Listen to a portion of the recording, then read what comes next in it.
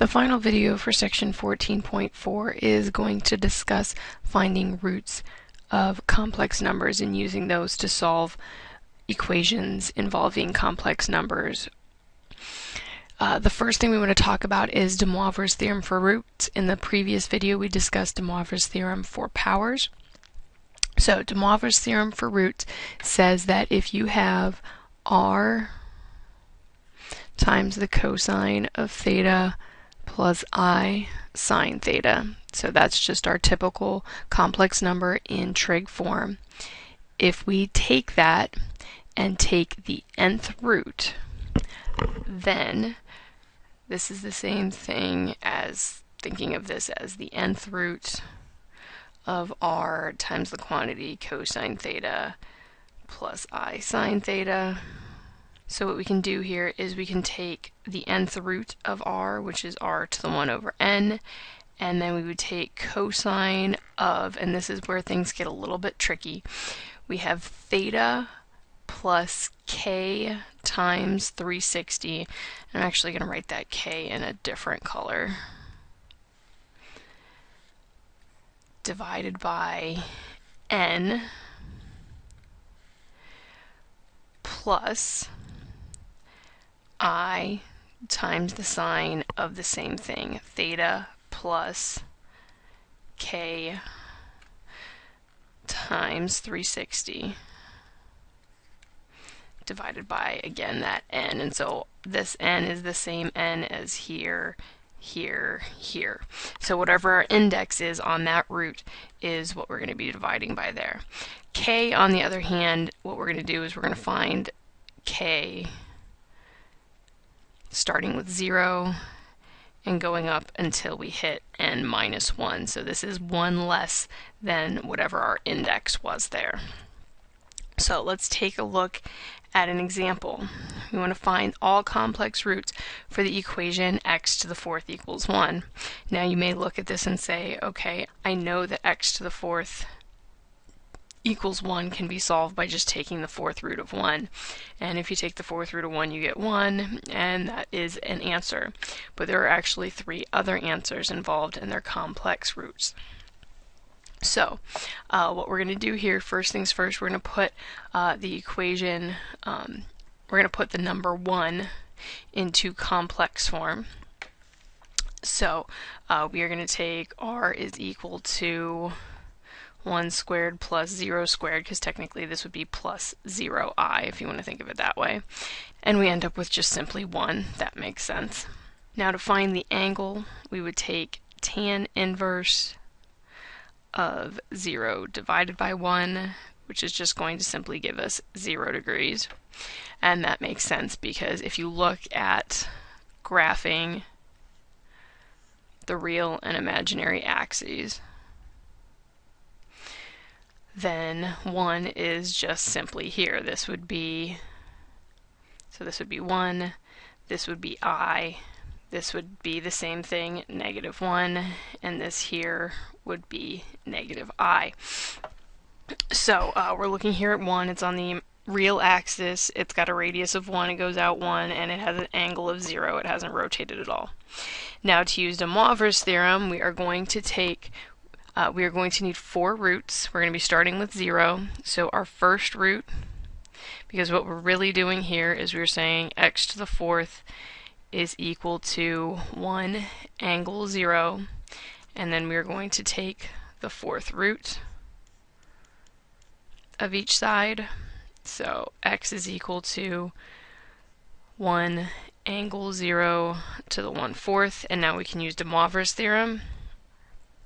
So DeMoivre's theorem says we're going to find our first x, so we'll call that x sub 1, and this is going to be for k equals 0.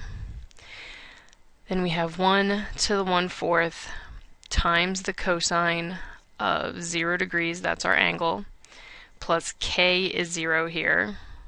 So we've got 0 times 360. And we are dividing by n, in this case is 4. And then we have plus I times the sine of 0 degrees plus, again, k is 0, times 360 degrees divided again by our n, which was 4. So 1 to the 1/4 is 1. 0 degrees here, plus 0 times 360 is still 0. 0 divided by 4 is 0, so we end up with cosine of 0 degrees. Same thing here. We got 0 degrees plus 0 degrees divided by 4 is going to give us plus I times the sine of 0 degrees. And now we can evaluate these because they're just simply numbers. Cosine of 0 degrees is 1, sine of 0 degrees is 0, and we are left with 1 times 1, which is 1. And that makes sense. That was the answer that we had originally. Now let's see if we can find the rest of the numbers. If we have k equals 1, so we're going to move up a step, so this would be x2. We've got 1 to the 1/4 times the cosine of, again, 0 degrees is where we're starting. Difference here now is that we have 1 times 360 divided by 4 plus I times the sine of the same thing. So 0 degrees plus 1 times 360 divided by 4. So again, in this case we have 0, but now we have plus 360. 360 divided by 4. So we'll end up with 1 to the 1/4 is 1 times cosine of 90 degrees. And same thing here, plus I times the sine of 90 degrees. Now cosine of 90 degrees is 0. Sine of 90 degrees is 1. And so in this case we end up with 1 times I times 1.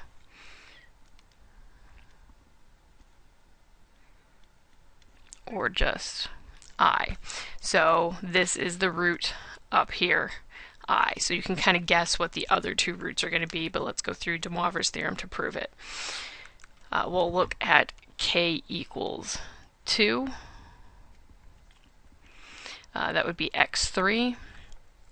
So we've got 1 to the 1/4 cosine of 0 degrees plus, now we've got 2 times 360 divided by 4 plus I times the sine of 0 degrees plus 2 times 360 divided by 4. So again, we simplify. 1 to the 1/4 is 1.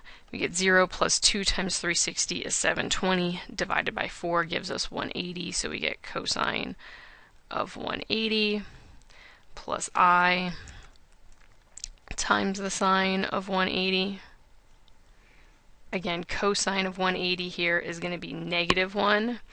And sine of 180 is again going to be 0. So we end up with 1 times -1, which is simply -1. Now I want you to pause the video here, try k equals 3, and that's where we stop because this is 1 less than n, 3 is 1 less than 4. And I want you to find x4. So for the 4th root, you should have found that x was -I, and you should see here how these angles all correspond to what we had up here. At 0 degrees we had 1, so 0 degrees here we had 1. At 90 degrees we had I, so this would have been a 90-degree angle up here on the imaginary axis, we get I. For 180 we're over here at -1, and for 270 we're down, if you rotate all the way to 270, you're down here at -I. So let's look at one more example, and this time we have a cube root, and it is already set up in rectangular complex form. Again, we want to first find polar form for this number. So if you want to pause the video, find it in complex form. I'm going to move straight to putting it in complex form. Complex form for this one, we end up with x cubed is equal to 5 root 5, and our angle here is a little funny. It's 100.3 degrees. So it's not a nice whole number, it's 100.3 degrees. And again, to get rid of that cube, we're going to take the cube root of both sides. So in this case, our n is 3, so we are going to need k equals 0, 1, and 2. So that's going to give us 3 roots, and we're going to stop at the number that's 1 less than 3. So for k equals 0, we're going to end up with x1 is 5 root 5 to the 1/3 times the cosine of 100.3 plus 0 to start off with times 360. This time we're dividing by 3 plus I times the sine of the same angle, 100.3 degrees plus 0 times 360 divided by 3 again. So in this case, we end up with slightly more complex of a number, but not too bad. The cube root of 5 root 5 is actually just the square root of 5. So that's not too bad. If you want to think about this, it's really 5 to the 3 halves to the 1/3, and then 3 halves times 1/3 would give you your 1/2. So it's just a root 5. And again, you can write that because this would, if you brought it back in, would be a 5 squared. So you got a squared and a 1, and then that root would give you the half. So 2 plus 1 is 3, and then you're dividing by half. So we end up simply with the square root of 5. Cosine of the angle when you add 0 plus 103.3 divided by 3, so we're just dividing that angle, we get 33.4 degrees. Plus I times the sine of 33.4 degrees.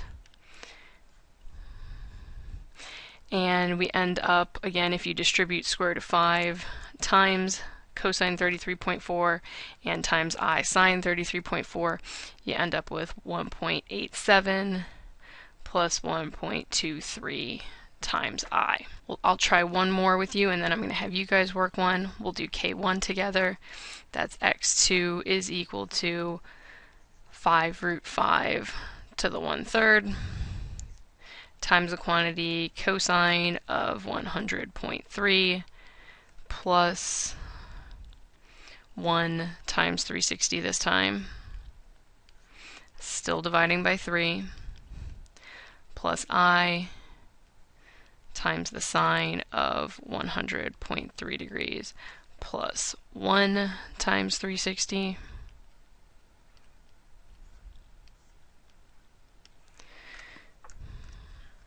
So again, this simplifies to be the square root of 5. This time we end up with the cosine of 153.4 degrees plus I times the sine of the same angle, 153.4. And again, that's from adding 100.3 plus 360 and then taking that number and dividing by 3. Be careful with order of operations. And we end up with -2 plus 1I, approximately. So I want you to pause the video here and try and find x3, which would be for k equals 2. So for your third x, you should have found your real part was 0.134, and the imaginary part was -2.23i. Again, you can always check these. For instance, we'll look at this middle one here, x2, if we want to check that. So we would have the square root of 5 and an angle of 153.4. We want to cube that again because we're checking that was what our problem originally asked for, x cubed was equal to. And so when we do that, we end up with, again, cubing the radius. So we would have 5 root 5 when we cube that, and an angle of 3 times 153.4. And when you multiply that together, you end up with an angle of 460.2 approximately. Again, there's a little bit of rounding there, and again, we need to make that between 0 and 360, so if we subtract 360, we end up with 5√5 and an angle of 100.2. Again, there's a little bit of rounding error when we found that, so that's what's going on there. But essentially, we're getting back to that 5√5 angle 100.2.3 that we started off with, so you can check that for any of those if you'd like. So this concludes the video for section 14.4. Please go online and complete your homework now for this section.